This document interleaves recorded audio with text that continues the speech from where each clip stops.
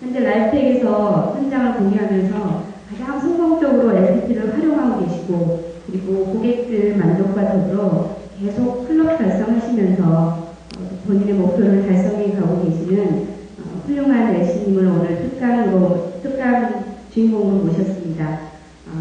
이번에 모실 분은 희망브랜치 최진한 애시님이시고요. 최진한 애시님은 현재 300클럽 연속 2회 달성하셨고요. 12월 현재도 클럽 달성하시고 이 자리에 참석하셨습니다. 그리고 LTC 현재 실버 달성해 계십니다. 굉장히 12월이라 애시님 시간적으로 많은 노수가 있지만 함께하는 성공, 나누는 성공이 있기 때문에 오늘 서울에서 새벽길 나가고 이렇게 오셨거든요. 힘찬 박수로 희망의 신나게 애시님 모시겠습니다.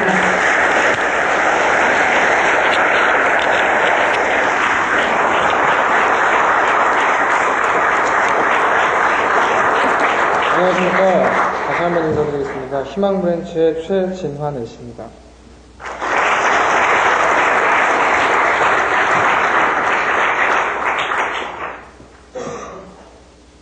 이게 좀 굉장히 부담스러운 자리가, 더 부담스러운 자리가 된 것 같습니다. 사업부장님 말씀 들으니까 굉장히 이렇게 멍석이 깔려있는 느낌이 들면서 심적인 부담이 굉장히 많합니다. 김용돈 기획님 계시고, 또 김재영 애씨님, 그렇죠. 동료분들이 참 많으신 번역인 것 같습니다. 그래서 오면서도 새벽 6시 되기 전에 출발을 했는데요. 저희 집이 이 노원구 상계동 쪽에 있습니다. 거기서 또 끝자락에 있다 보니까 베란다 창문을 열면은 바로 도봉산이 보입니다. 그래서 거의 의정부에 가깝다 보니 오는데 4시간이 넘게 걸린 것 같습니다. 그래서 나름대로 참 동료분들과 또 이렇게 알고 계시는 분들도 찾아뵙는다고 하니까 굉장히 설레이는 마음으로 찾아뵙게 됐습니다.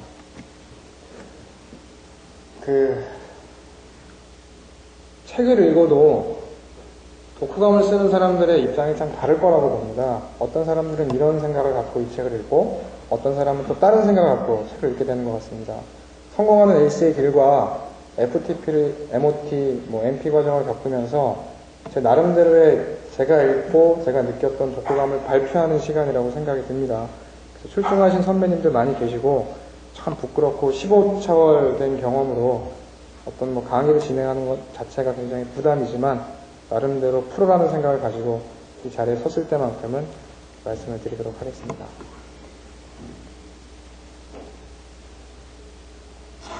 두 가지 부분을 가지고 말씀을 드리면 될 것 같습니다.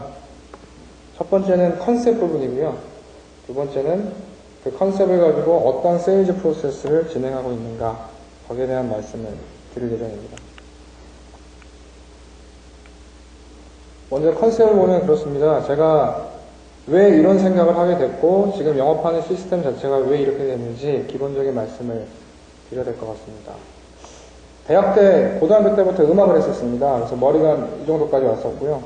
그래서 이렇게 숙이고 있다가 뭐 아는 사람이 지나오면은 이렇게 머리를 이렇게 해치고서 그래 이렇게 악수를 했던 시절이 있었습니다.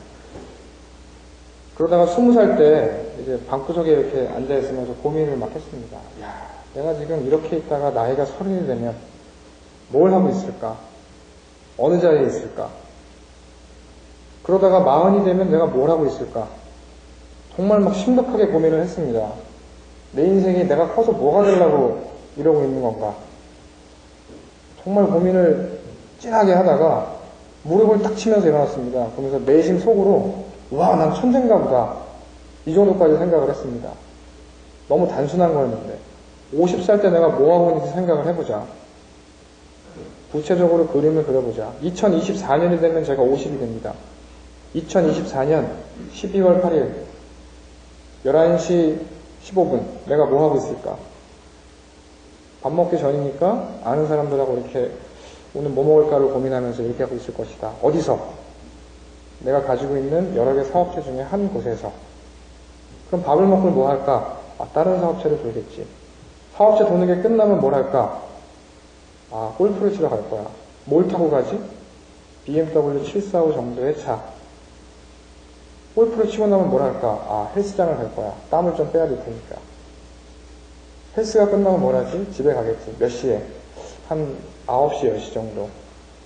집은 어딘가? 강남에 있는 80평대 아파트. 들어가면 누가 있을까? 와이프랑 큰애는 대학생일 테니까 아마 술 먹고 있을 거고, 작은 애는 독서실에 있을 거다. 고등학생이니까.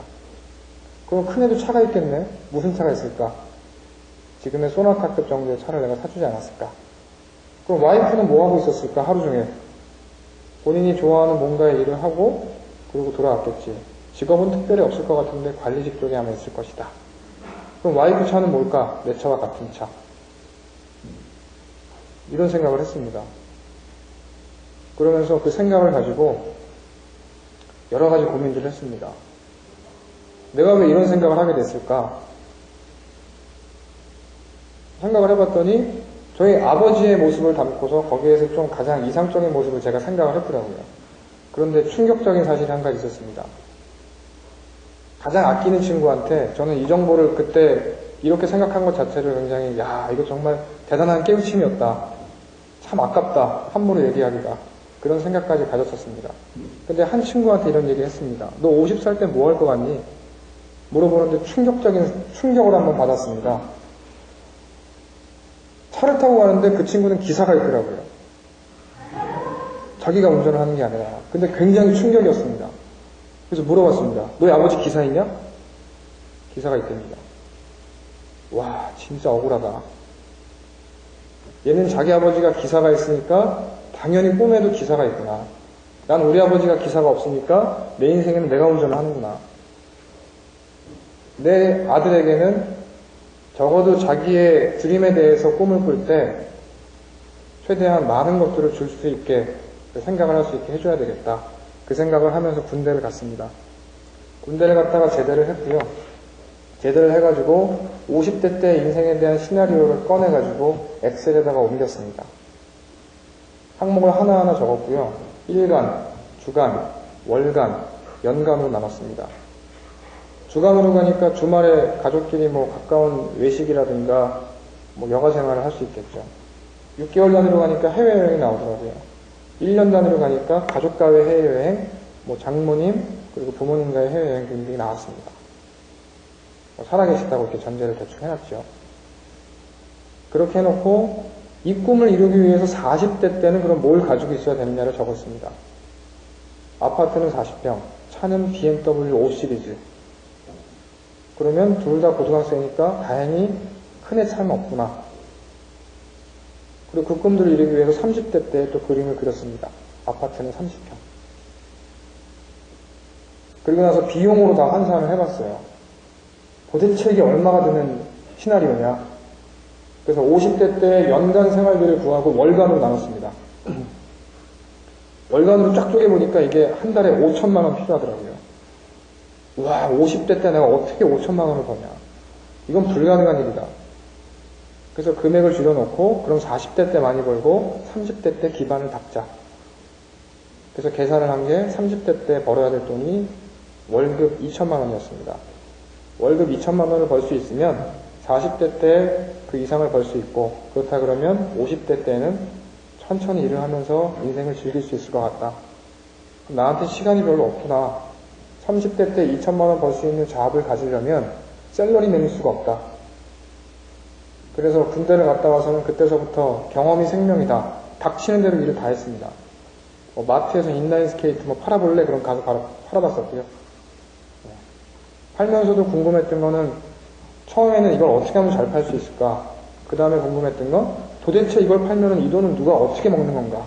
과연 이마트가 제일 싸다고 했는데 이마트에서는 수익이 없나? 업체에서 이 물건을 대주고 이마트에서 판매를 하게 되면 이게 어떤 시스템으로 굴러가는가? 그래서 거기 있는 사람들은 귀찮게 했죠. 이것저것들을 물어보면서. 물론 판매를 굉장히 잘해가지고 나름대로는 그 안에서도 참 여러 가지 제의를 많이 받았었습니다. 그러다가 벤처 아이템을 개발을 해서 벤처 사업 진행을 한번 해봤었고요. 그 이후로 직장 생활을 하게 됩니다. 사업을 하려면 직장 생활을 해봐야 되겠다. 그래서 제가 하던 사업체를 버리고 직장 생활을 과감하게 선택했습니다. 직장 생활을 하는 게 돈을 벌고자 한 게 아니었기 때문에 저는 배우는 게 너무 즐거웠습니다. 그래서 제 할 일을 빨리 끝내놓고 다른 일에 대해서 더 관심을 가졌고요. 사장님하고 얘기를 참 많이 했습니다. 사장님은 목표가 뭡니까? 1년에 얼마나 버시나요? 그러면 내년은 어떻게 하실 건가요? 이런 식으로 관심을 갖다 보니까 당연히 기획부서로 옮기더라고요. 그래서 마케팅, 경영기획 이런 것들을 계속 했습니다. 그런 식으로 여러 가지 회사를 거치다가 마지막 회사에서 제가 이 회사를 인수해야 되겠다. 그때는 사장님이 다른 일을 하셨고요. 그 직원들을 뽑는 거라든가 교육이라든가 회의, 각종 제휴 전부 다 제가 알아서 했었습니다. 그래서 사장님이 부업으로 다른 일을 하시고 회사를 저한테 넘기시면 어떻습니까? 했더니 안 된다고 하시더라고요. 그래서 이게 어린 나이에 이게 쉬운 일은 아닌가 보다. 사업에는 역시 리스크가 많구나. 새로 내가 뭔가를 찾지 않을 그런 리스크가 너무 크다. 그래서 그러면 2천만 원 벌 수 있는 직장을 찾아보자. 그래서 적었습니다. 다단계, 그 다음에 자동차 영업, 그 다음 보험 영업. 다 비슷하잖아요. 돈 많이 번다는 직장. 다 가봤습니다. 다단계는 그 압구정동에 있는 모 네트워크 회사를 가봤고요. 자동차 영업은 일반 아는 분 만나가지고 한번 얘기 들어봤고, 그 다음 보험회사를 가봤습니다. 다단계는 딱 들어보니까 5시간 동안 화장실은 안 보내주더라고요. 문을 그냥 딱 걸어 잠그고서 아무 데도 못 가게 해서 5시간 동안 이렇게 들어보니까 참 대단한 사업이구나. 그런데 내가 하기엔 아직 너무 벅찬 것 같다. 그리고 자동차 세일즈는 너무 힘들 것 같더라고요. 그냥 명함 부리는 영업이더라고요. 그리고 나서 보험회사에 와서 CIS를 들었습니다. 야, 이건 보험이 정말 좋은 거구나. 저는 보험이 전혀 없었거든요. 보험을 어떻게 가입하라고 이렇게 오시는 LC분들도 한 분도 안 계셨었습니다. 그래서 누가 나한테 와가지고 얘기해줬으면 가입했을 텐데 왜 안 왔지? 이 생각을 하면서 내가 만약에 권한다 그러면 보험을 할 수 있겠다. 이거 정말 좋은 거구나. 그런 생각을 한 게 밥을 먹을 수 있다 그러면 누구나 보험에 가입해야 되겠구나. 이 생각을 했습니다. 그리고 나서 이렇게 CIS하고 이렇게 과정들을 거치면서 보니까 LPP라는 게 있더라고요. 생활비 입력하고 입력하고 딱 하니까 쭉 나오더라고요. 그걸 보고 한탄을 했습니다. 나는 엑셀에다가 숫자 보고 다 계산했는데 한 방에 다 나오네. 그걸 보면서 그 생각을 했죠. 내가 고객한테 해야 되는 일은 보험 상품을 판매하는 일이 아니라 이 LPP를 보여줌으로써 이 사람의 리스크에 대해서 알려주는 역할을 해야 되겠다. 내 자신의 목표를 세우고 내가 잡까지 옮겨가면서 이렇게 행했던 이유는 결국 내 인생을 행복한 인생으로 만들기 위함이었는데 그 중에 리스크 관리를 못했다는 얘기죠. 세계적인 시스템이 없었습니다. 그렇다고 고객하고 앉아가지고 엑셀 작업으로 할 일이 없었다는 거죠. LPP를 보여주면서 그 사람이 이거를 이게 현실이구나를 느낄 수 있게 해줘야 되겠다. 그렇다고 그러면 지금서부터 준비해야 될 일이 너무나 많지 않습니까? 그래서 초창기서부터 지금까지 그 컨셉으로 당신의 미래가 정말 리스크가 많습니다. 그리고 저에 대한 얘기도 하고 이런 식으로 영업을 해오고 있습니다. 이게 전체적인 컨셉 부분입니다. 그래서 함축적으로 세일즈 프로세스에 대해서 말씀을 드리면 고객을 만날 때는 철저하게 입장을 바꿔서 생각을 하고서 대화를 합니다. 이렇게 제가 단어의 표현을 이렇게 정갈하게 잘 못해서요. 그냥 고객의 입장에서 천하의 보험쟁이가 전화를 했는데 얼마나 부담스럽겠습니까? 그리고 나서 이 말 잘하는 보험쟁이 때문에 결국에 약속을 잡았는데 찾아오겠다고 하면 또 만날 땐 또 얼마나 부담스럽겠습니까? 그런데 다행히 계약은 안 하고 AP만 하고 간 거죠. 근데 다음에 또 오겠답니다. 그땐 또 어떻게 보내겠습니까? 철저하게 입장을 바꿔서 나라도 진짜 짜증나겠다. 바빠 죽겠는데 전화해가지고 하도 매너 있게 전화는 하니까 전화는 끊을 수는 없고 철저하게 그 생각에 맞춰가지고 세일즈 프로세스를 나름대로 생각을 하고 구성을 하고 기획을 했습니다. 그리고 그렇게 만나가지고 청약을 할 때에도 100% 고객이 원하지 않으면 사인을 받지 않습니다. 정말 니드가 충만한 상태가 되지 않으면 사인을 받지 않습니다. 그래서 사인을 받을 때 마지막 멘트는 보통 이렇습니다. 낼 수 있으세요? 저 때문에 하시는 건가요? 일회보험료 내주시는 분들 계신데 소개시켜 드릴까요? 빚을 내고라도 유지할 자신이 있으십니까? 정말 필요한 거나 하십시오. 보통 이렇게 끝납니다. 왜 그렇게 되는지에 대해서 간단하게 말씀드리겠습니다. 컨셉 부분은 정리를 해보면 이렇습니다. 설득이 아닌 설명자의 역할. 설득하려고 그러면 저라도 너무 싫을 것 같아요. 누가 와가지고 나보고 네 생각은 그렇지만 yes or but 아우 저 죽겠어요. 여유 없어요. 근데 바로 또 그러는 거죠. 맞습니다. 여유 없으시죠. 그런데 제 얘기가 끝나지도 않았는데 그런데 굉장히 기분 나쁠 것 같습니다. 그래서 설명만 해야 되겠다. 설명을 통해서 이 사람이 니드가 충만하지 않으면 안 될 것 같다. 설득의 냄새를 없애야 되겠다. 철저히 고객 입장에서 생각합니다. 얼마나 부담스러울까. 참 나라도 그럴 것 같다. 한치 앞이 안 보이는데 어떻게 먼 미래를 보고서 보험 가입할 생각을 하냐. 나라도 그럴 것 같다. 최악의 상황을 예측합니다. AP가 아무리 잘 되더라도 PC 갈 때는 이 사람이 또 부담을 갖고 있겠구나. 저희 신입사원 분 중에서도 그렇습니다. 이렇게 얘기를 이렇게 하다가 보면 이거 100% 확실히 계약할 것 같습니다. 그리고 가가지고 안 되는 경우 많잖아요.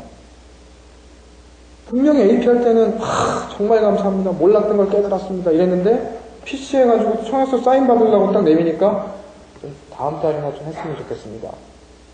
땡기려고 하다가 보니까 또 다음 달에는 또 필요 없다고 그러고 이런 경우들이 많지 않습니까? 본인의 생각이 바뀐 게 아니라 주변에서 영향을 미쳤다고 생각을 하는 거죠. 그래서 항상 최악.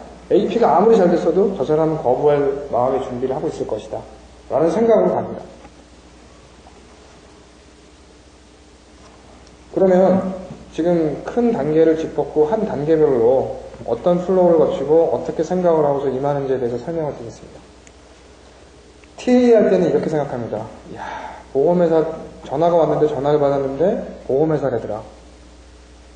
그러면 내 입장이 어떨까? 실제로 그렇지 않습니까? 이렇게 영업하느라고 막 이제 고민하면서 날씨 추운데 가방 하나 들고서 걸어가고 있는데 전화가 옵니다. 안녕하세요. KTF 고객센터 누구라고 하는데 우수고객으로 선정되어서 뭘 드리겠습니다. 딱 이러면 얼마나 짜증납니까? 근데 해필이면 그 양반이 거기서 또 책을 읽는 거예요. 안녕하십니까. 저는 KTF에 뭘 담당하고 있는 누구입니다. 이번 얼마나 짜증납니까? 바빠 죽겠는데. 근데 그게 보험회사라도 마찬가지일 것 같다는 거죠. 되게 짜증나겠다. 근데 끊을 수 없는 전화가 있었다는 겁니다. 안녕하세요 고객님. 추운데 고생 많으시죠? 하면서 걸려온 텔레마케터의 전화는 끊을 수가 없었다는 거죠. 저 역시도. 죄송합니다. 제가 지금 영업 중이라서 바쁜데요. 저녁 때 연락 한번 주시겠어요? 그리고 저녁 때 오면은 전화를 또 받고 나면은 제가 지금 회의 중인데 어떡합니까? 전화번호 알려주시면 제가 전화 드릴게요. 말이 이렇게 나오더라고요. 너무 매너 있게 전화를 하니까. 고객 입장을 받고 하나도 정말 짜증나겠다. 그 입장을 알고서 최대한 매너 있게 전화를 걸자. 그래서 고객의 입장을 제가 이해를 해주고 전화를 겁니다. 안녕하세요. 삼성생명에 근무하고 있는 최신환이라고 합니다. 지금 잠시 통화 괜찮으세요? 꼭 물어봅니다. 잠시 통화 괜찮으세요? 이거 물어보면은 사람이 지금 안 되는데요? 하고 끊는 사람이 있을까봐 누구한테 소개받아가지고 전화드렸는데요? 하시는 분들 저도 이렇게 그런 고민 했었거든요. 그랬는데 안 그러고 꼭 물어봅니다. 이걸 최대한 매너 있게 통화하니까 예, 무슨 일이시죠? 잠시 통화 안 되는 사람이 어디 있습니까? 세상에. 그렇게 얘기하니까 통화가 되더라고요. 그리고 나서 누구님 아시죠? 물어보면 예. 다름이 아니라 이렇게 전화드린 일은 누구님 찾아뵙고서 재무 컨설팅 정보 드렸는데 대단히 만족해 하시면서 소개시켜 주셨습니다. 그런데 보험회사에서 전화 왔다니까 굉장히 부담스럽지 않으신가요? 그럼 제 주변에 너무 많습니다. 가족이며 친척이며 친구며 친구분 중에도 너마저 보험회사 들어갔냐 하시는 분들이 몇 계실 텐데 오죽하겠습니까? 생판 얼굴도 못 봤는데 제가 전화드렸어요. 그런데 보험회사 직원을 만나가지고 어떤 설명을 들어보고서 이 정보가 도움이 아닌 부담이 됐다면 감히 이렇게 다른 사람을 소개시켜 줄 수 있을까요? 과장님 같으면 쉽지 않으시죠? 그거야 그렇죠. 뭔가 있으니까 이렇게 소개까지 나오지 않았겠습니까? 그런데 과장님께서 말씀하시길 대학 때 대단히 유능하신 분이셔서 학회장도 하시고 이랬다고 들었습니다. 저보면서 그러시더라고요. 이분 꼭 한번 사귀어두고 하면 본인한테도 도움될 거라고. 그래서 꼭 한번 찾아뵙고 싶습니다. 거절될 이유가 없을 것 같아요. 저라도. 누가 그렇게 전화해가지고 나를 알아주면서 얘기를 해주면 나라도 거절 못할 것 같아요. 그럼 일단 오세요. 뭐 도움은 못 드리겠습니다만 뭐 차 한 잔 못 드리겠습니까? 그러면서 나를 각인시킬 수 있을 것 같아요. 이 사람 참 괜찮은 사람인 것 같네. 그래서 TA의 플로우는 개인에 대한 소개하고요. 소개자의 영향력으로 릴렉스를 하고 AP에 준하는 그 릴렉스를 합니다. 칭찬도 아주 디테일하게 칭찬을 합니다. 전화건 목적에 대해서 분명히 밝히고요. 거절 처리가 생명이라고 생각합니다. 얼마나 부담스럽겠습니까? 그 마음을 편하게 해준 상태에서 약속을 잡습니다. 그리고 나서 미팅 일정을 수립하는데 목적은 미팅 일정을 수립하는 데에서 그치지 않고 나를 각인시키는 작업을 꼭 들어갑니다. 과장님, 지금 앞에 달력 있으시죠? 저 만나는 시간 꼭 체크 좀 해주십시오. 목요일날 몇 시 몇 분까지 찾아뵙도록 하겠습니다. 그리고 지금 메모 가능하신가요? 그럼 사람이 수동적으로 메모 가능하신가요? 그럼 메모지를 찾게 되지 않습니까? 저라도 그럴 것 같아요. 제 이름은 최진환이고요. 전화번호는 018, 쓰는 느낌을 알지 않습니까? 그래서 그 말대로 전부 매너 있게 하니까 고객이 다 적더라고요. 과장님 대단히 바쁘신 분이라고 들었습니다. 그런데 저 또한 대단히 바쁩니다. 그래서 꼭 스케줄이 만약에 변동사항이 생기게 되면 하루 전에는 꼭 연락 좀 부탁드리겠습니다. 그러면은 알았다 그래야 되지 싫어요 그럴 수는 없지 않습니까? 이미 뭐 만나기로 한 약속은 한 상태고 그 다음에 뭐 제가 바쁘다 그런다고 해서 이 사람이 뭐 되게 튕기네 이럴 수도 없는 입장이고 만나기로 했으니까 최대한 매너 있게 그렇게 전화를 끝냅니다. 그래서 TA의 포인트는 입장 바꿔서 생각하는 게 포인트입니다. 참 부담스럽겠다. 너무 당연하다. TA 하는데 자기 아버지가 보험회사 다닌다고 하신 분도 계십니다. 그분도 만났습니다. 구로역에서 대나무통 삼겹살집 앞에서 30분간 버스 기다렸다가 탄다고 합니다. 그럼 거기서 5분 담배 피면서 대화하시죠. 그래가지고 같이 저녁 식사하면서 뭐 얘기하는 고객도 있습니다. TA 확률은 거의 100% 가까이 되는 것 같습니다. 전화를 했는데 이 사람이 만나기 싫다고 말하는 게 자체가 좀 이해가 안 갑니다. 나는 차비 들어서 가는데 이 사람은 가만히 앉아가지고 자기 있는 장소에서 만나면 되는데 왜? 거기다가 소개해준 사람이 소개까지 해줬는데 그리고 확신해가지고 전화를 하기 때문에 그런지 몰라도 약속은 다 잡습니다. AP에 준하는 TA에도 릴렉스가 필요하다고 생각합니다. 근데 그냥 단순한 릴렉스, 학회장까지 지내셨다면서요? 이걸로 끝나는 게 아니라 그랬기 때문에 대단히 훌륭하시고 주변에 따르는 분들이 많다고 들었고 그렇기 때문에 연극반에서도 굉장히 잘했다고 들었습니다. 최대한 그 사람의 정보를 활용해가지고 구체적인 칭찬을 하려면 소개자로부터 그런 정보를 다 얻어야 되지 않습니까? 그럼 소개자 입장에서도 그런 정보까지 다 얘기했기 때문에 자기도 책임의식을 느낀다는 거죠. 친밀감 형성과 거부감을 해소하기 위해서 최대한의 정보를 활용을 합니다. TA를 그렇게 하고서 고객을 만나러 갑니다. 보통 이 정도 하면은 환영하고 받을 거라고 생각을 하지만 저는 최악의 상태를 대비합니다. 진짜 짜증나겠다. 오늘 분명히 바쁠 텐데. 근데 저는 고객이 이랬을 거라고 생각합니다. 달력을 보면서 체크된 걸 보죠. 저거 연기해야 되는데? 왔다 갔다 하면서 읽으면서 저거 참 바쁜데. 이러다가 전화 이따가 해야지. 김 부장님 회의 오세요. 예. 전화는 밥 먹으러. 이러다가 막상 당일이 딱 된 거예요. 모범생이 오는데 전화하려고 딱 들었는데 하루 전에 연락 달아야겠는데 고민하면서 점심 먹다가 보니까 약속 시간이 된 거죠. 할 수 없이 만났습니다. 저는 그랬을 거라고 생각하고 가요. 그래서 첫마디를 이렇게 뱉습니다. 천하의 보험쟁이가 앞에 앉아있는데 이렇게 태연하게 웃을 수 있는 분은 몇 안 되시는 것 같은데 대단하십니다. 저 같으면 약속 안 했습니다. 그럼 웃으세요. 그래서 거절 처리부터 들어갑니다. 네. 릴렉스 아주 짧게 합니다. 참, 그 거절 처리를 하면서 릴렉스를 하는 거죠. 정말 앞에 앉아서 이렇게 여유로운 자태로 앉아 계신 것 자체가 참 박수를 보내고 싶다. 근데 인물을 보아하니 느낀 그대로 얘기합니다. 운동을 많이 하셨던 것 같다. 혹은 뭐 외모를 보게 되면 그 사람의 성격이나 이런 것들을 조금 알 수 있지 않습니까? 굉장히 깔끔하시네요. 그걸로 끝내지 않습니다. 분홍색 와이셔츠를 입으실 정도면 굉장히 센스가 있으신데 사모님이 의상학 쪽에 계신가요? 아니면 미대를 나오셨나요?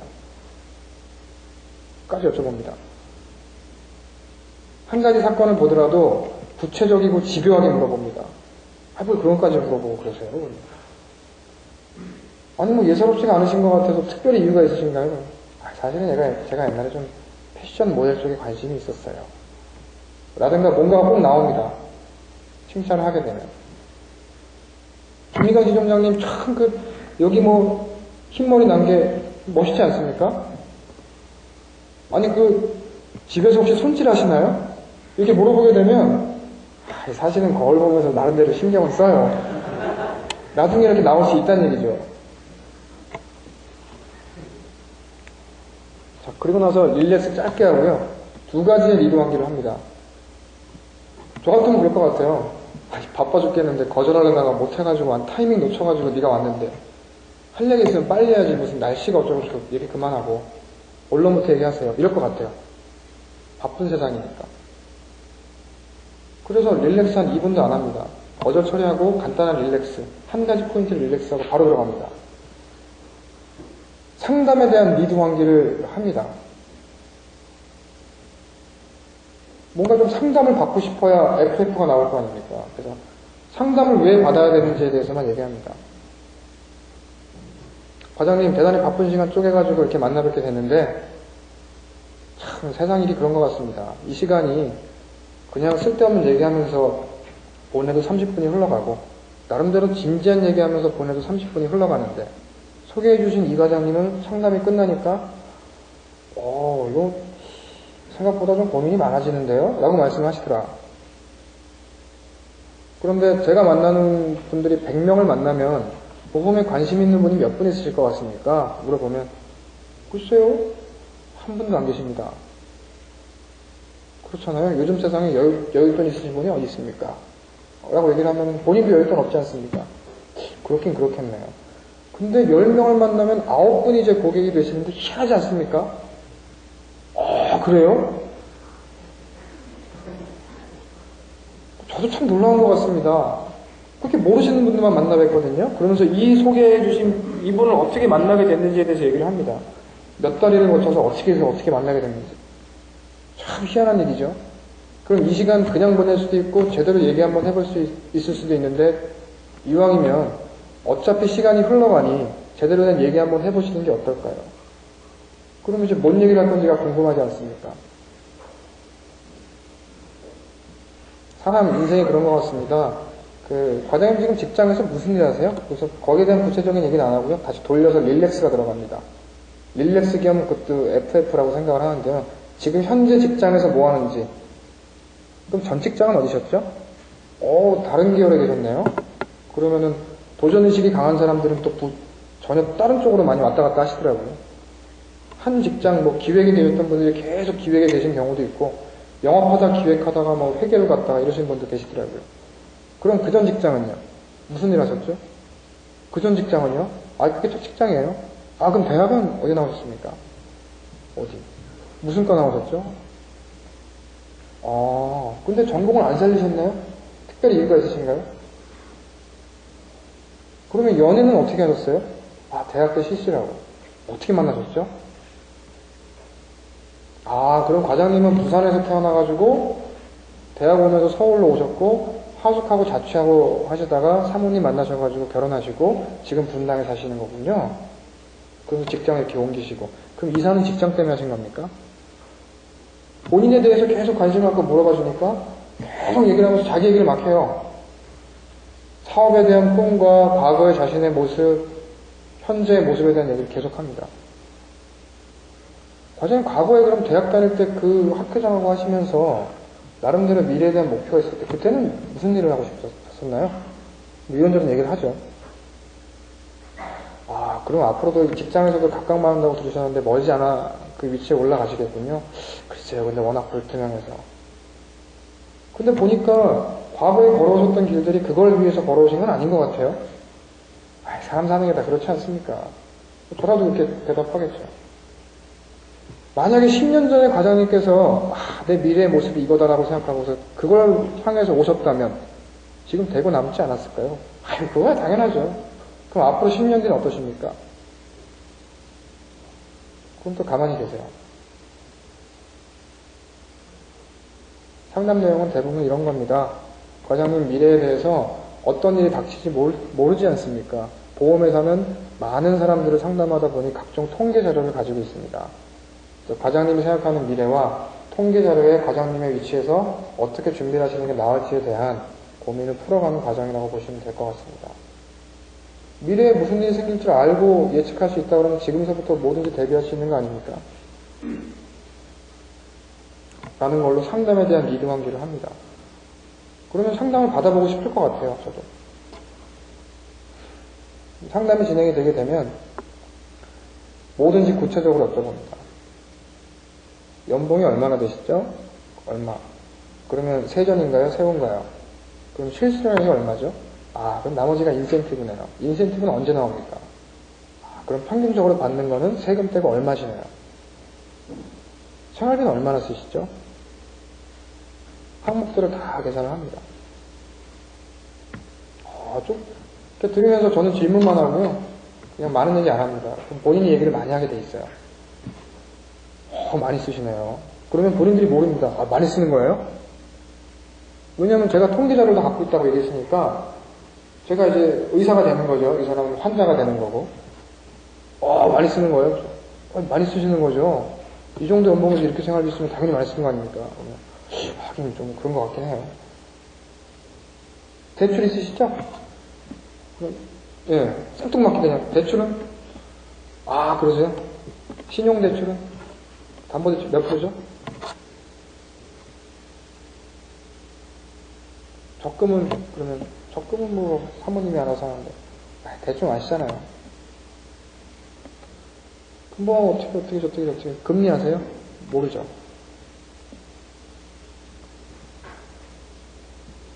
그러면 잉여자금이 생활비 받아서 월급 받아가지고 생활비 이거 얼마 이렇게 쓰시고 얼마 지금 남는데 이건 남으세요? 안 남는데? 글쎄 그럼 뭐 빠진 거 있나? 보여드리면은 이렇게 보시다가 부모님 용돈 드린다. 그럼 또 막 생각을 해요. 또 뭐가 있다. 경조사비가 하는 거구나. 빡빡하시네요. 그래도 한 30만원 남으셔야 되는데 30에서 50만원 남아야 되는데 안 남으시죠? 그러네요. 가계부 안 쓰시죠? 가계부 쓰는 사람이 없더라고요. 저는 5년째 쓰고 있습니다. 가계부 안 쓰시죠? 네. 가계부 쓰셔야 되겠네요. 그래야 되겠네.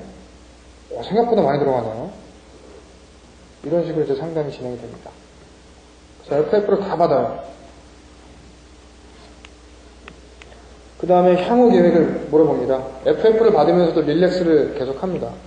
그럼 앞으로 어떻게 하실 계획이세요? 네, 본인 생각을 들어봐야 되니까 글쎄요 뭐 어쩌고 은퇴 계획 물어보고 다 물어봅니다. 은퇴하시면 한 달에 얼마 필요하세요?까지 물어보고 그러면 은퇴하신 후에 수익 모델은 어떻게 생각하고 계세요? 사업하실 거면 사업 자금은 어떻게 모으실 겁니까? 그러면 글쎄 뭐 어쩌고 대충 얼버무리죠. 그럼 이렇게 여쭤봅니다. 상속 받으실 게 있으신가요? 부모님이 뭐 어디 사시죠? 아파트 몇 평입니까? 전세인가요? 다 물어봅니다. 그것만 있으신가요? 아니면 토지나 이런 거 있으신가요? 뭐 땅이 뭐 시골에 조그만 게 뭐 형제분이 몇 분이시죠? n분의 1로 하면 얼마 안 되겠네요. 그러면은 감나무의 감은 떨어지는 법이 없으니 2015년에 사업을 하실 거면 2014년에 감나무의 감이 떨어질 확률이 지금 작은데 그럼 사업을 어떻게 하시죠? 지금부터 남는 돈 다 모아봤자 10년 모으면 얼마입니까? 50만 원 곱하기 1년에 600, 6천만 원인데 6천만 원 갖다가 무슨 사업을 할 수 있습니까? 그러네요. 이 젊은 양반들 상담하다 보면은 한 5년 있다 사업하려고요 라고만 생각하지 의지에 대한 얘기만 하지 돈에 대한 생각은 안 합니다.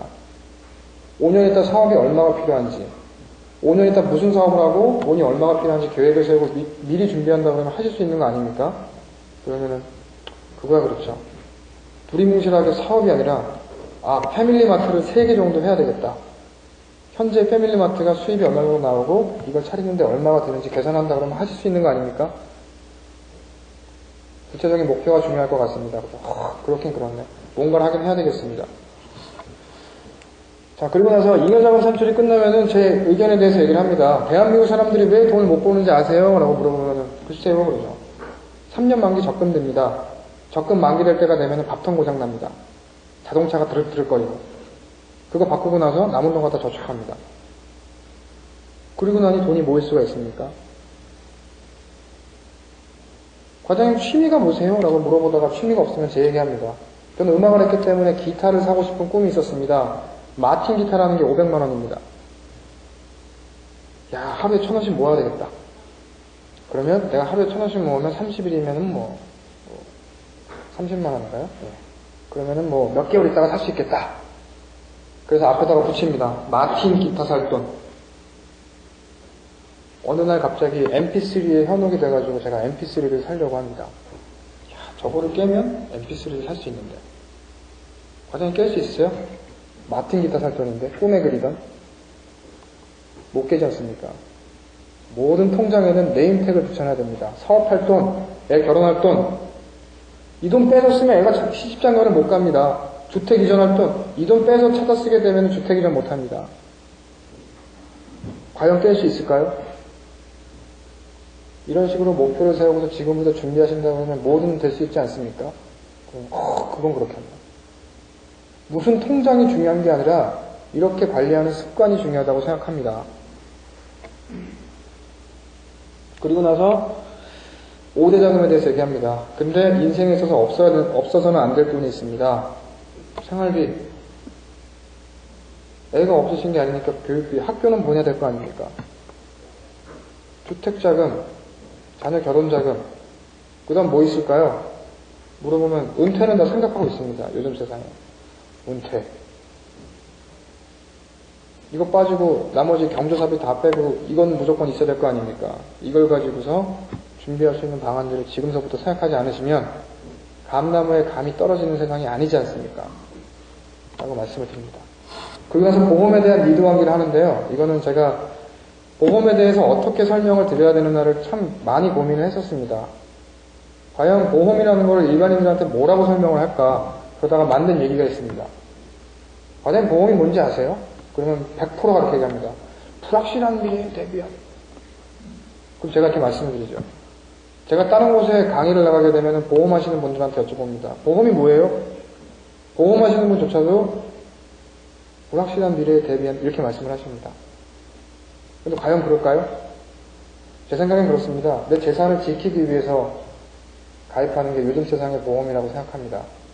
내 재산에 대한 포트폴리오를 지키기 위해서 리스크 관리 측면에서 가입하는 게 보험이지 꼭 불확실한 미래에 대비하는 것만은 아닌 것 같습니다. 물론 기본적인 전제 조건은 그렇게 되겠죠. 보험에 대해서 간략하게 설명드리겠습니다. 보험이 뭔지 모르면서 보험에 대해서 논한다는 것 자체가 말이 안 되는 것 같습니다. 가입을 하실 수도 있고 안 하실 수도 있겠죠. 저는 볼펜 한 자를 사더라도 제가 필요 없으면 안 삽니다. 심지어 저희 누나가 볼펜 파리 소녀를 하더라도 진아나 100원짜리 모나미 볼펜 한 개만 사주렴 라고 얘기를 하더라도 제가 필요 없으면 안 사는 맹혈아닙니다. 과장님도 그러시죠? 하지만 그게 뭔지는 설명을 드려야 될 것 같습니다. 라고 하면서 이런 얘기를 드립니다. 과장님이 나중에 사업을 하십니다. 직원이 1000명입니다. 코스닥 상장되면서 굉장히 큰 수입을 얻게 되어서 이제 안정세에 들어갔구나. 직원 여러분, 제가 좀 이제 먹고 살만 합니다. 여러분들 혹시나 에러 및 건의사항 있으면 한 가지만 얘기해 보십시오. 최대한 들어드리겠습니다. 그때 한 직원이 이렇게 얘기합니다. 사장님, 옆에 같이 일하던 동료 영희 엄마가 암 걸렸습니다. 아시죠? 근데 그 집 사정들을 들여다보고 병문안 가면서 왔다 갔다 해보니까 처음에는 나름대로 치료 잘 받고 있는 줄 알았더니 간병인이 없어가지고 남편이 직장을 그만두고 병간호를 하게 되니까 애들 생활비가 부족해가지고 가게를 처분했고 차 팔고 지금 집에는 막 각종 딱지들이 붙어있다. 가암의 딱지들이. 결국 애들은 친척집에 가서 생활을 하더라. 그런데 그 사람 집 환경이나 우리 집 환경이나 그 사람 월급이나 우리 월급이나 똑같다. 너무 불안하다. 이게 무슨 뭐 예방주사 맞아가지고 안 걸리는 것도 아니고 너무 불안합니다. 해결 좀 해주세요. 그 당시에 사장님께서 이렇게 얘기를 하십니다. 불안하신 분들 이쪽으로 다 모이세요. 1000분이 다 왔습니다. 한 달에 5만원씩 내십시오.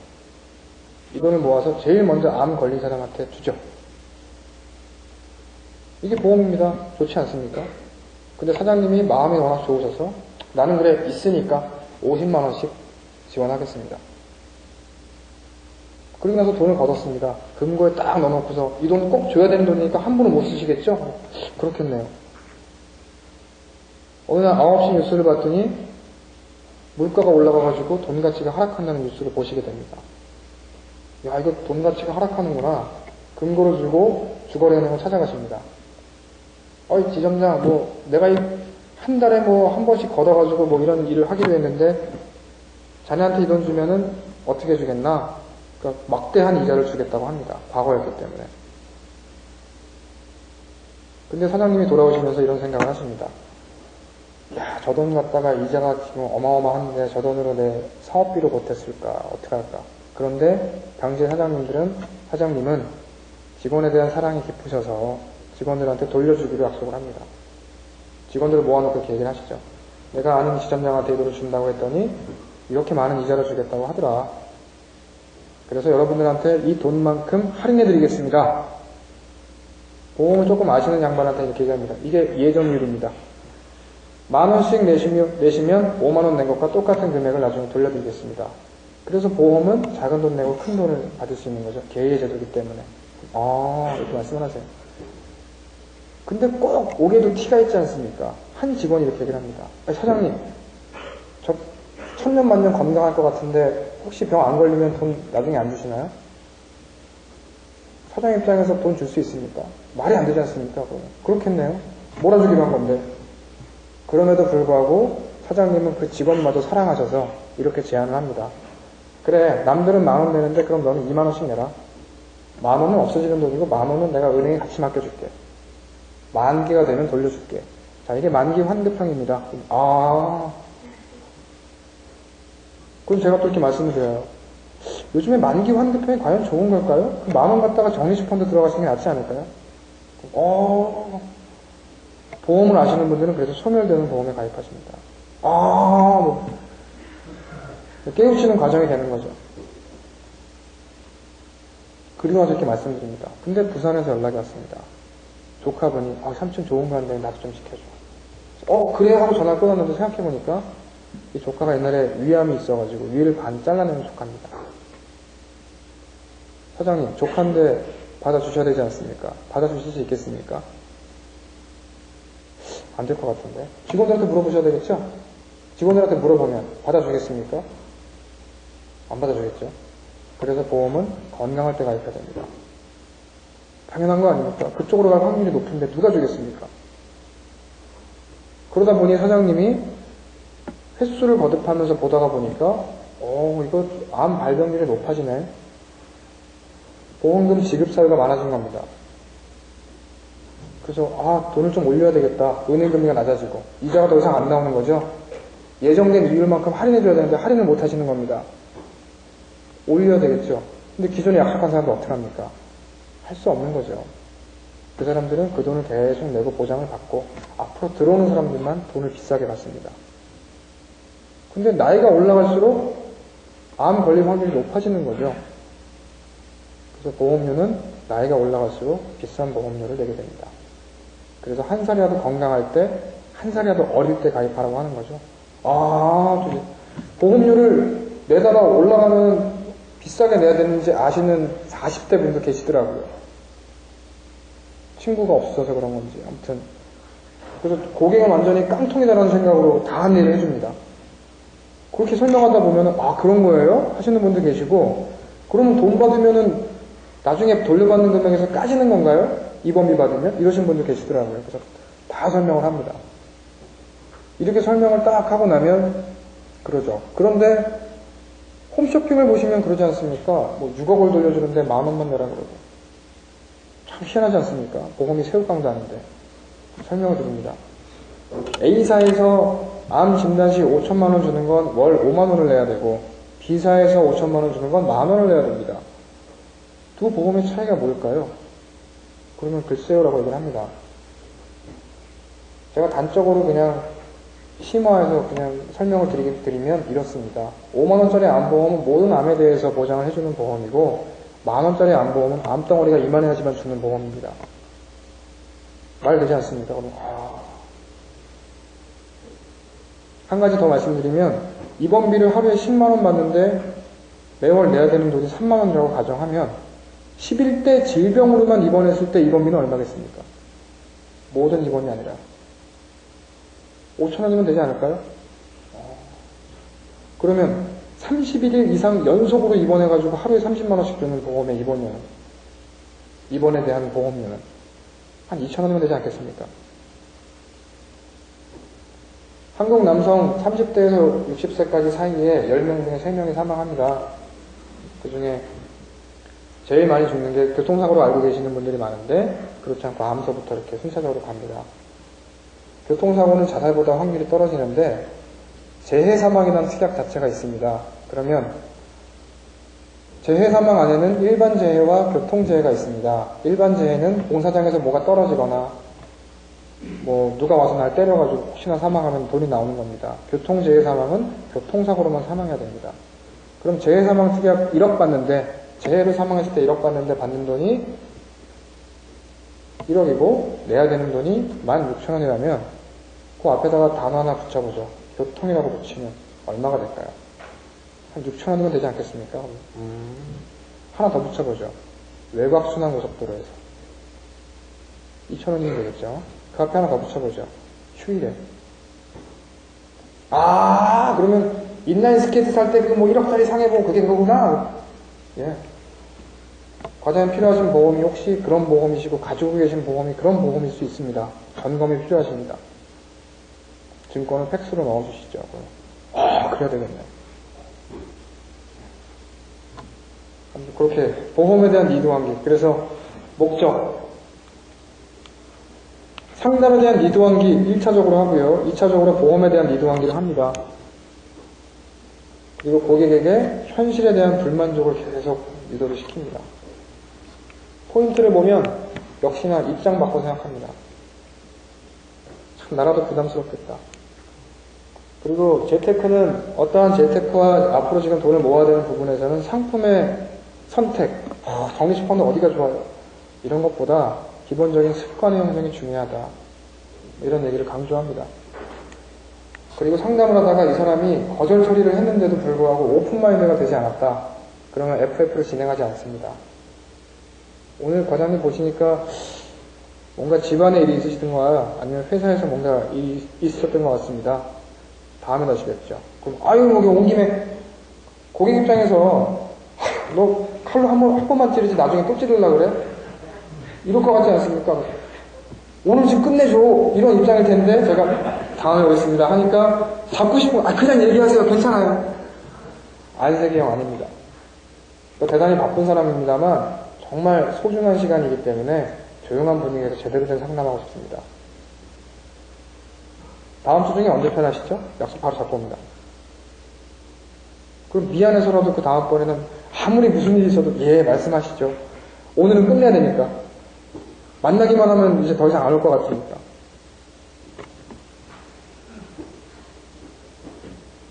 AP에서 FF로 가는 것도 거의 90% 이상 됩니다. FF를 못 받아보는 분은 안 계십니다. 자, 저렇게까지 얘기를 했는데 전 이렇게 생각을 하고 갑니다. AP를 저렇게 해놨어요. 그럼 고객 입장에서는 1분 제 팬이 되기도 합니다. 이야, 그래, 보험하려면 무조건 저 사람한테 해야 돼. AP에서 벌써 그러신 분들이 계신데 PC를 갈 때는 이런 생각을 합니다. 이 사람이 AP를 딱 끝나고 나서 이야, 좀 대단한 인간이다. 그러니까 10명 중에 9명이 계약하지. 그리고 자리에 딱 앉았는데, 야, 대단한 생각을 많이 하고 왔어. 옆 동료한테 얘기를 합니다. 제가 그 옆 동료였으면 이랬을 것 같아요. 야, 씨, 보험생이 말 잘하는 거 몰라? 너 당했구나. 저한테 그렇게 얘기할 것 같아요. 야, 씨, 보험을 뭐하러 드냐? 지금서부터 돈 모아가지고 그거 갖다가 한 방으로 가야지. 야, 인생이 장난이 아니야. 앞으로 들어갈 돈이, 야, 어차피 한 방이야. 이랬을 것 같아요. 그렇기 때문에, 아, 그런가? 저는 처음 본 사람이고 이 사람은 몇 년을 같이 했던 사람이기 때문에 이 사람의 말이 더 설득력이 있을 거라고 생각합니다. 그렇기 때문에, 아, 고객이 PC 약속을 미루고 싶어 하겠구나, 라는 생각을 합니다. 그래서 문자를 중간에 하나씩 보내기도 하고요. PC를 걸 때 전화할 때도 옆에 동료분이 혹시 이러시지 않던가요? 라고 거절 처리를 또 합니다. 그럼 또 이렇게 쥐 웃으세요. 아, 예, 그러면서, 네가 고단수구나. 이렇게 웃으세요. 네. 그냥 찾아뵙습니다. 그럼에도 불구하고 고객은 저를 돌려보내려고 뭐라 그러지? 오늘 계약하면 안 되는데, 못 하는데. 아, 그래, 뭐, 와이프 핑계를 대자. 주변에서 또 코치를 해줬을 것 같아요. 야, 와이프랑 상해야 된다 그래. 그러면 돼. 알고 보니까 처제가 보험한다 그래. 그러고서 저를 만날 것 같다는 생각을 하고서 찾아갑니다. 그렇기 때문에 거절 처리부터 당연히 먼저 하겠죠. 그 다음에 릴렉스 들어갑니다. 그리고 AP 때 상담했던 내용, 목표에 대한 부분에 대해서 다시 얘기합니다. 보험에 대한 얘기를 하는 게 아니라 당신의 목표. AP 상담 내용에 대해서 정리를 총하면서 LPP에 대한 얘기를 꺼내기 시작합니다. 그 금액을 알 수 있다면 참 좋지 않겠습니까? 몇 년에 얼마가 들어갈지? 그럼 준비하시는 거 아닙니까? 그럼 그렇게 하는데 그게 뭐 이런 식으로 얘기를 하시죠. 제가 참 고민 많이 하면서 준비를 해가지고 왔습니다. 대안까지. 그러고 나서 단기 자금과 장기 자금에 대한 얘기하고요. LPP 설명하고 나서 이게 지금 PC의 전체적인 목차입니다. 목적 자금 형성하고 경제환경 변화 얘기하면서 뭐 펀드, 그 공시율로 굴러가는 상품 안정적이지만 본인은 자금을 확산해야 되기 때문에 현재로서의 그 여유자금 자체가 많지 않기 때문에 펀드로서 생각하는 게 좋을 것 같다. 거기에 대한 얘기를 하고요. AP에서 마지막 단계에 숙제를 내줍니다. 적립식 펀드와 금리에 대해서 조사하지 않고 오면 저와 대화가 안 되시니까 공부를 하고 오십시오. 그래서 거기에 대한 숙제 자료와 더불어서 같이 얘기를 하는 거죠. 아, 금리가 정말 많이 떨어졌더라고요. 이자 속세도 낸다면서요? 고객이 먼저 얘기하게 만듭니다. 그래서 금액 설정하고요. 상품 설명하고 청약합니다. 저 과정은 제가 잠시 후에 슬라이드로 또 보여드릴 겁니다. 포인트는 과연 나라면 계약할 거냐. 제가 어떤 LPP라든가 이런 걸 만듭니다. 그러면서 갈 때, 아, 고객이 과연 사인을 할까? 이 생각 안 합니다. 나라면 할까? 이렇게 설명했을 때, 당연히 해야지. 네, 저라면 할 것 같은 설명을 합니다. 그냥 이거 하나 던져놓고서 이거 1,000원입니다. 사시겠어요? 이거보다 나라면 이거를 왜 사야 될까? 이거에 대한 설명을 준비해가지고 갑니다. 근데 보험은 가입을 하는 게 좋지 않습니까? 그래서 거기에 대한 고민을 많이 안 합니다. 저는 그렇게 생각합니다. 뒤로 걸어가고 있는 사람한테 앞으로 한번 걸어보세요. 대단히 편합니다. 이게 보험이라고 생각합니다. 그렇기 때문에 모르고도 서울만 가면 된다고 목적지는 분명하기 때문에 무슨 대화를 하더라도 고객도 압니다. 여유자금 있으면 가입하는 게 낫다는 거 알지. 다들 하지 않습니까? 우선순위만 바꿔주면 된다는 생각이기 때문에 당연히 가입하겠구나 라는 생각을 하고 갑니다. 고객은 예전에 별 생각 없이 사인을 했다가 큰 봉변을 당했던 사람이라고 또 생각을 합니다. 그래서 쉽게 사인하기를 싫어하는 사람입니다. 아무리 좋아도. 그렇게 생각을 하고 갑니다. 옛날에 뭐 보증 한번 잘못 썼다가 그래 내가 폐가 망신했기 때문에 이거 사인 잘못하게 되면 혹시 또 지나가지고 내가 잘못했는지도 몰라. 이렇게 의심이 많은 사람이라고 생각을 하고 갑니다. 그래야지 제가 그걸 미리 얘기할 수 있잖아요. 재테크는 금액이 중요하지 않고 습관의 중요성에 대해서 꾸준히 강조를 합니다. 자, 프레젠테이션은 보통 이렇게 합니다. 저런 단계를 거치고요. 그 과정을 보여드리겠습니다. 포트폴리오를 구축했습니다. 포트폴리오 구축 단계는 라이프 사이클을 먼저 분석합니다. 아이가, 자녀가 둘 있는 분과 셋 있는 분, 네 있는 분의 포트폴리오는 당연히 다를 수밖에 없지 않습니까? 직장 생활하시는 분하고 사업하시는 분하고. 리스크를 진단합니다. 위험 요소가 뭐가 있는가? 당연히 리스크 진단이 먼저 선행이 돼야 될 것 같습니다. 그리고 나서 목적 자금을 형성하고 투자 성향을 분석해서 포트폴리오를 구성하게 됩니다. 자, 과장님 뵈니까 지난번에 상담을 했고 여기에 대해서 말씀을 드렸는데 현재 이 시점에 있으십니다. 자, 모든 사람은 수익과 지출이 만나는 이 지점과 지출이 수입을 완전히 뛰어넘어 버리는 저 지점을 만나게 됩니다. 이 지점이 언제일 거라고 생각합니까? 그럼 글쎄요, 그럽니다. 자녀가 고등학교를 입학할 때라고 말씀드립니다. 그죠? 사교육비가 급증하기 때문에 수입이 감당이 안 되는 거죠. 수입이 계속 늘어나질 않지 않습니까? 자, 이 지점은 자녀가 결혼할 때입니다. 그러면서 인생에 대한 플로우 얘기합니다. 대한민국의 플로우에 대해서 말씀드리겠습니다. 28의 연애, 30살의 결혼. 정말 사랑했던 여인과 결혼해가지고 행복해, 자기야 사랑해, 나 잡아 살다가 31살이 되니까 아이가 쑥 태어납니다. 두 부부의 시선이 아이로 올인됩니다. 너만큼은 라고 얘기하면서 생활을 합니다. 전세 5천집에서 출발했으나 열심히 재테크를 해서 내 집 마련의 꿈을 이룩합니다. 그리고 버젓한 내 집을 제대로 갖췄을 무렵 첫째 아들이 이런 얘기를 하죠. 아빠도 장가갈래요. 버젓한 집을 만들기 위해서 막대한 대출을 안고 있었습니다. 그때 나이 61세. 답이 없으므로 서울의 아파트가 분당으로 이전을 하면서 대출 차익을 갚고 나머지 자금 갖다가 아들을 장가 보냅니다. 그 이름에 아빠도 시집갈래요. 넌 돈 좀 모았니? 500만원 모았어요. 그래 장하다 내 딸아. 둘째 딸을 시집 보내기 위해서 분당의 아파트가 일산 화정으로 이사를 갑니다. 그리고 나서 두 자식을 드디어 보냈구나 라고 하면서 앞으로 이제 어떻게 사나를 고민하고 있을 무렵 여러 가지 대안들이 떠오르지만 나와 똑같이 전셋집에서 출발하는 자녀를 보면서 그 자녀들에게 손을 벌릴 수는 없습니다. 그렇기 때문에 마지막 집으로 옮겨가면서 분식집을 오픈하죠. 주변에 그런 분들 많지 않습니까? 그러면 그분이 인생을 잘못 살았을까요? 아닙니다. 계획을 안 세웠기 때문입니다. 라고 말씀을 드리면서 자, 그러면 과장님은 연봉이 9천이신데 이 지점과 이 지점을 안 겪을 것 같지 않습니까? 연봉이 3천만 원인 집안의 문제는 이때 다니지도 않던 학원을 갑자기 다니게 될 수밖에 없어서 수입과 지출이 같아집니다. 연봉이 억대를 넘어가시는 분의 자녀는 이미 외국에 가 있습니다. 남들 학원비 20만 원 때문에 허덕일 때 그 집안은 한 달에 2천만 원씩 나가고 있는 겁니다. 똑같이 만납니다. 한 달에 1억을 벌건 50억을 벌건 집안에 그 환경에 맞춰가지고 생활을 해야 되기 때문에 수입과 지출 곡선은 똑같은 형상을 그립니다. 그러면 그렇긴 그렇지. 보통 돈 있다고 이렇게 돈이 좀 많으신 양반들이 착각하고 계시는 게 많더라고요. 그래서 그렇게 꼭 말씀을 드리고요. 마지막으로 정리할 때 또 그 말씀도 드립니다. 한 달에 100만 원 버는 사람이 10만 원 보험 드는 거는 얼마 안 했다고 생각하는데 한 달에 1억 버는 양반이 1000만 원 들었다 그러면 대단히 크게 들었다고 생각하지 않습니까? 이상한 거 아닌가요? 한 달에 100만 원 버는 양반은 50만 원 생활비 쓰는 사람이고 한 달에 1000만 원 버는 사람은 600만 원 생활비 쓰는 사람이고 1억 버는 사람은 한 달에 6천만 원 쓰는 양반인데 보험도 크게 들어야 되는 거 아닙니까? 라고 말씀을 부탁드립니다. 앞으로 없어서 안 되는 자금을 보면 자녀 교육자금, 목돈 마련 사업하신다고 했습니다. 사업자금 그리고 은퇴자금 있습니다. 이 세 가지 없으면 생활 안 되시죠. 라고 말씀을 드리면 그렇죠.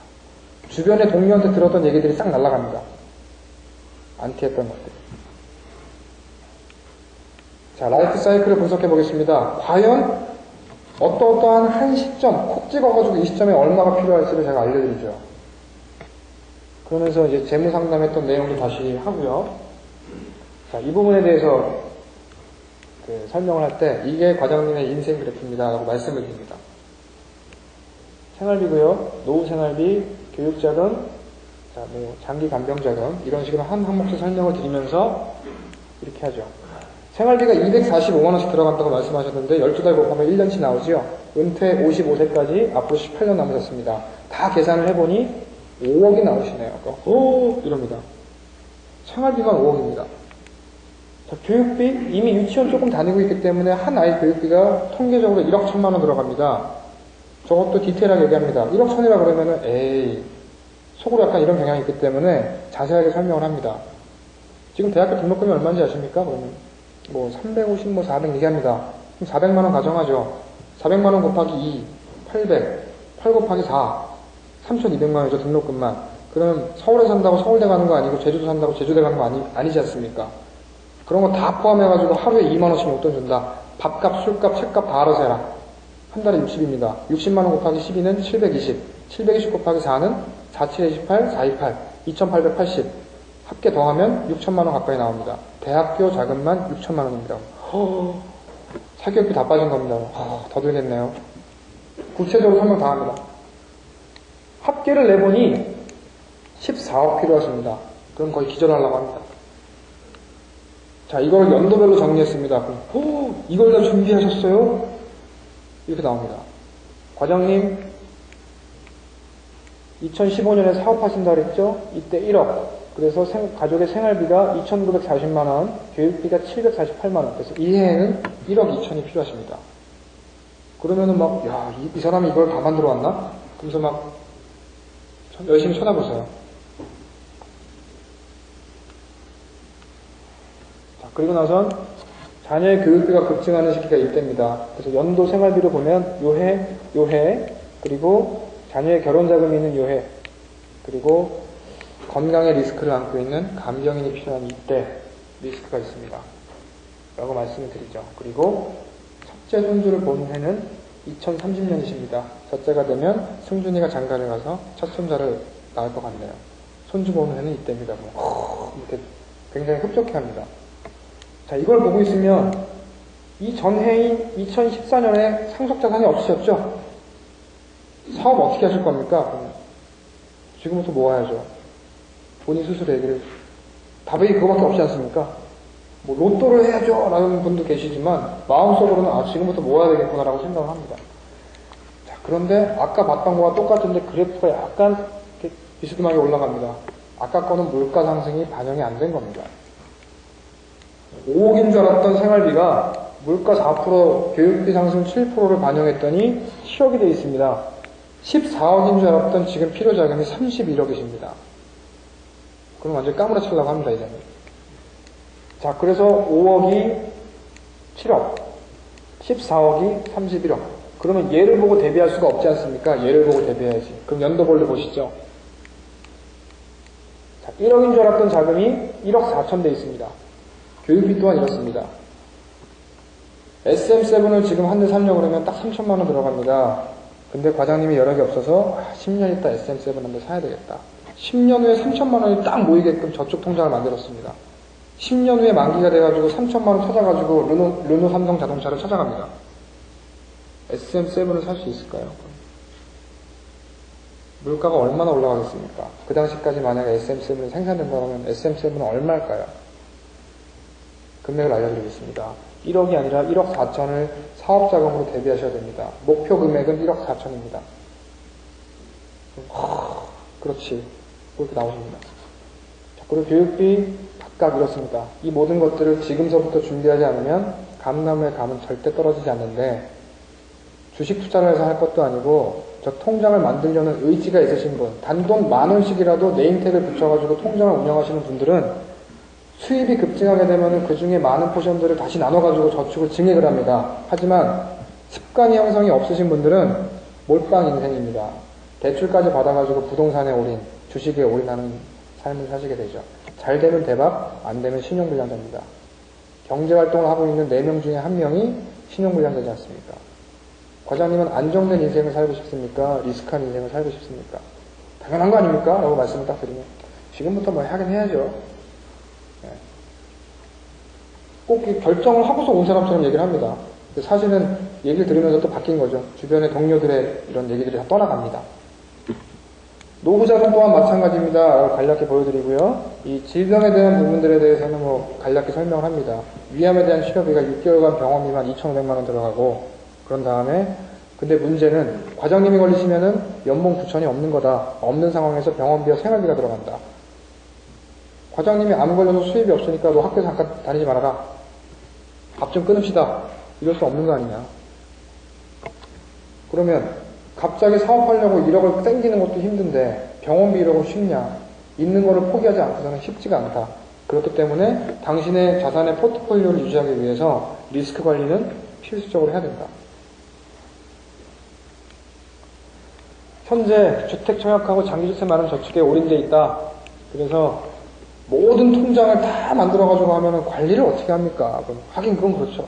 통장이 수십 개가 넘을 텐데 장기와 단기로 나눕니다. 현재 써야 되는 돈, 생활비와 교육비 일부는 단기 자금에 머물고 장기적으로는 당신의 사업자금, 은퇴자금, 아이의 교육자금 이렇게 세 가지 목표로 해가지고 모읍니다. 그러려면은 대단히 힘들겠죠. 그리고 지금 한 달에 100만 원 쓰는 것도 힘들어 죽겠는데 그 중에 또 허리띠를 졸라매가지고 나눠야 된다 그러면 얼마나 벅찹니까? 근데 그 와중에 만약에 작은 병이 아니라 큰 병이라도 걸리게 되면 어떻게 합니까? 리스크 관리를 해야 됩니다. 인생 전역에 걸쳐서. 양 과장님의 리스크를 점검해 봤습니다. 실직, 가족의 사고, 질병, 장애, 사망, 본인의 사고, 길어진 은퇴 이후의 삶. 자, 이 중에서 해결 못하는 두 가지 찾아보겠습니다. 실직, 노가다 뛰면 됩니다. 길어진 은퇴 이후의 삶, 짧고 굵게 사시면 됩니다. 두 가지가 해결이 안 됩니다. 본인의 의사에 상관이 없습니다. 언제 찾아올지 알 수가 없기 때문에 대단히 큰 리스크입니다. 만약에 지금 과장님의 부모님이 큰 병에 걸리셔서 병원에 입원하셨다. 그 돈 누가 냅니까? 과장님이 내셔야 되죠. 그러면 입장을 바꿔가지고 과장님이 나이를 들었습니다. 근데 과장님이 큰 병 걸렸습니다. 그 돈은 누가 냅니까? 승준이가 내겠죠.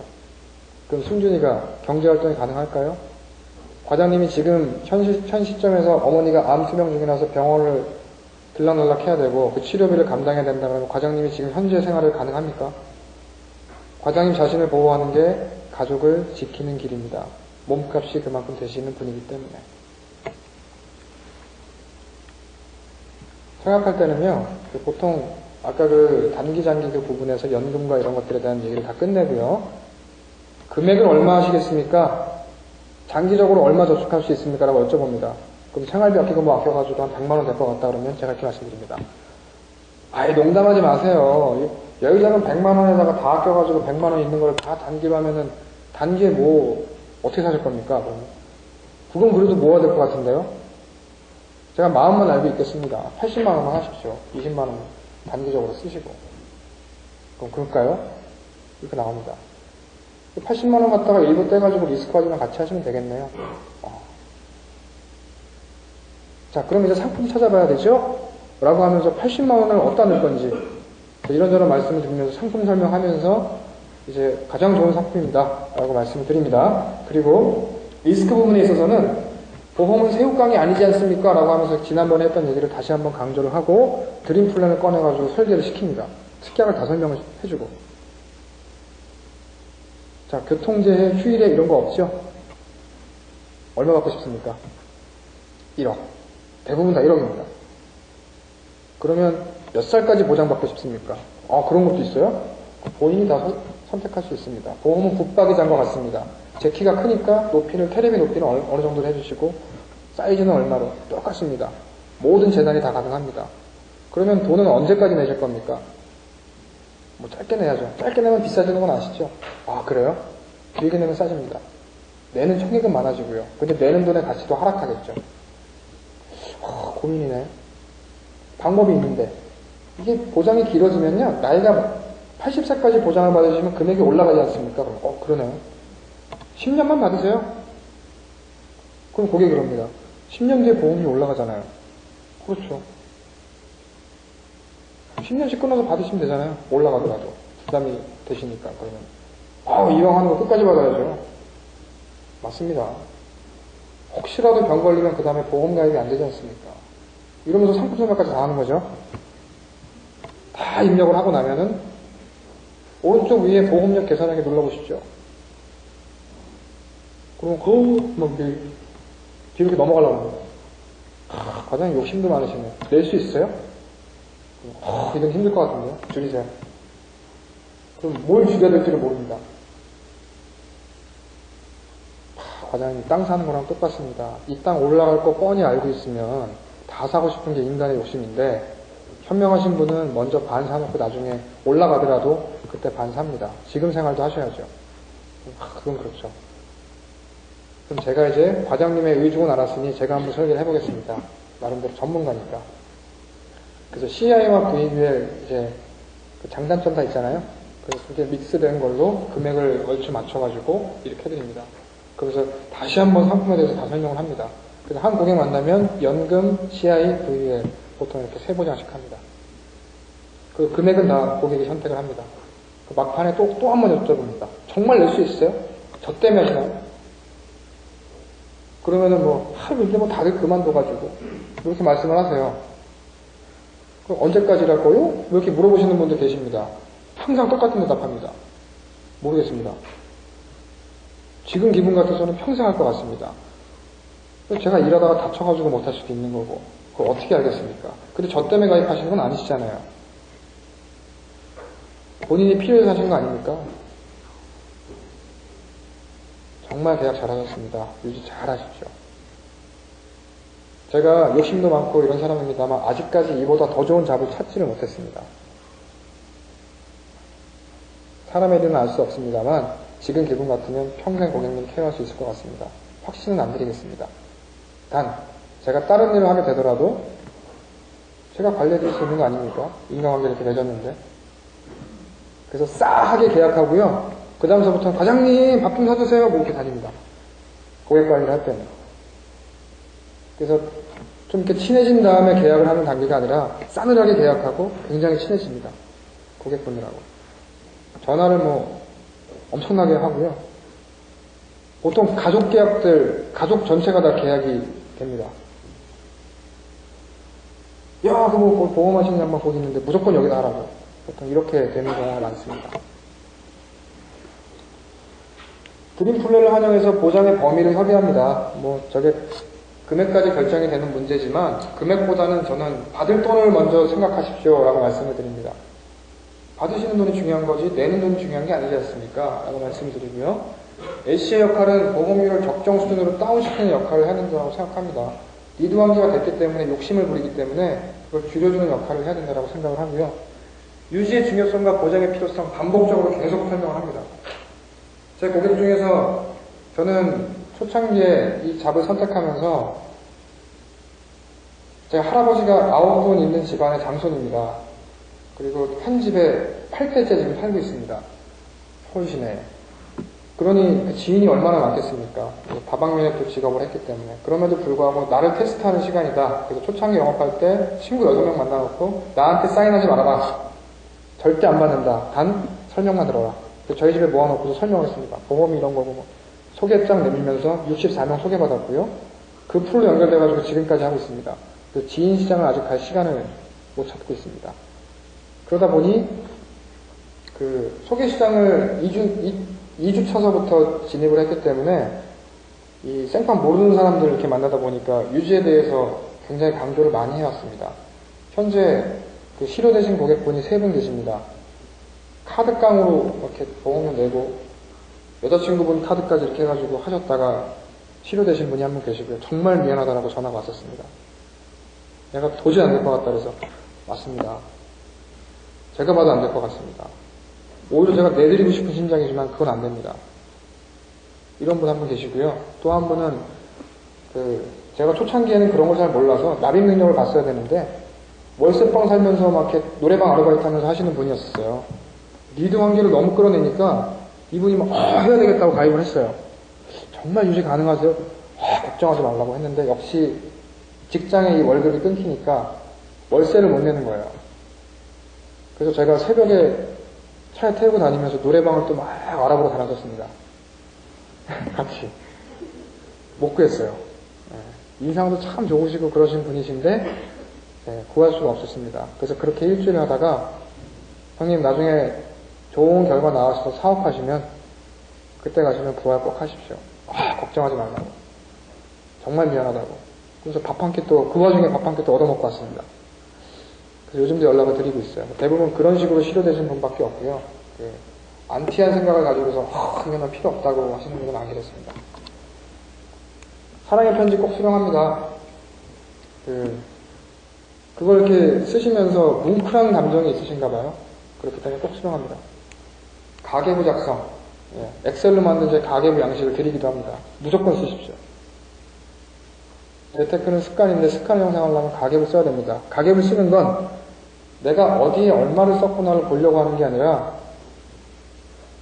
가계부 쓰고 나서 내가 어느 항목으로 얼마큼 썼으니까 다음 달 예산을 잡을 때 이 비용을 줄여서 이 돈 갖다가 문화생활을 좀 더 즐겨야 되겠다. 예산을 편성할 수 있습니다. 예산을 편성하기 위해서 가계부를 꼭 쓰십시오. 인생의 캐시플로우 생활을 강조합니다. 그 캐시플로우 나온 부분을 제가 매년 업데이트 해드리겠습니다. 꼭 식탁 밑에다가 깔아 놓으시고 3년 만기 적금이 다가오게 되면 그걸 보신 다음에 뭘 해야 될지 결정을 내리십시오. 그렇지 않으면 그 돈들은 다 쓸데없이 날아가게 됩니다. 라고 말씀드립니다. 감사합니다.